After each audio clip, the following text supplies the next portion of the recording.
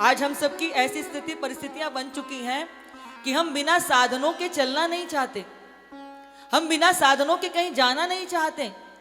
पड़ोस में ही क्यों नहीं जाना हो, लेकिन हम पैदल नहीं चलना चाहते, उसमें भी चाहते कि वाहन पर ही लद के जाएं। हमारे स्वभाव खराब हो चुके हैं, हमारी आदतें बिगड़ चुकी हैं। जहां 1-2 किलोमीटर चलना भी हमारे लिए दुर्भर होता है, वहां आज हम सब गोवर्धन जी की परिक्रमा 7 कोस में स्वरूप है, 21 किलोमीटर की वो परिक्रमा है। सारे विश्व के अंदर सर्वाधिक यदि परिक्रमा कहीं लगती है तो वो गोवर्धन महाराज ही है। 7 कोस में उनका सुंदर दिव्य स्वरूप है।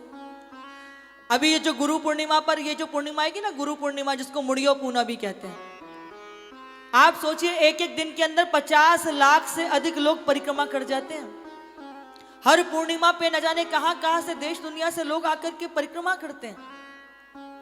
कलयुग में साकार रूप में गोवर्धन जी महाराज हम सब पर अपनी कृपा कर रहे हैं। कहां तक इनकी महिमा कही जाए।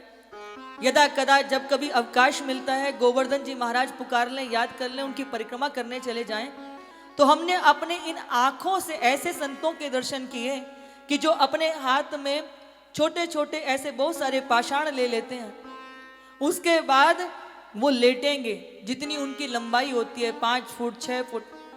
आप सोचो, लेट करके दंडोती परिक्रमा तो हमने कितनी बार सुनी होगी, लेकिन आपने देखा होगा कि जब हम लेटकर दंडवती परिक्रमा करते हैं तो जितनी लंबाई होती है वहां पे निशान रखते हैं, फिर उठते हैं, फिर आगे बढ़ते हैं, फिर उठते हैं।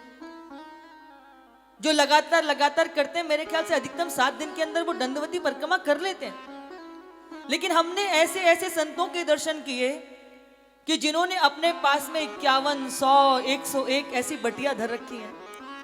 अब आप सोचो, आज के समय में हम अपने सब लोग व्यवहार में देखते हैं कि पहले जब हम लोग विद्यालय से पढ़ करके आते थे तो विद्यालय में संस्कार में सबसे पहले ये सिखाया जाता था नैतिक शिक्षा के अंदर कि सबको प्रणाम करो।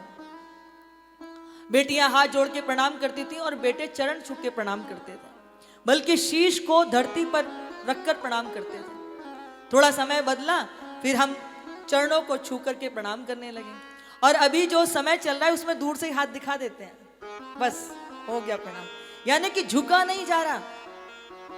अब आप ऐसे में सोचो कि झुक कर के पूरी दंडवती परिक्रमा करना, लेकिन जो इतनी सारी बटिया 21, 51 लेकर के बैठे हैं, 101 लेके बैठे हैं, वो 101 बार 5 फीट की 6 फीट की हाइट को पूरा करने के लिए उतनी बार लेटते हैं। अब सोचो 21 किलोमीटर की परिक्रमा कब होगी जाकर के। तो गोवर्धन जी जो है वो साक्षात भगवान है।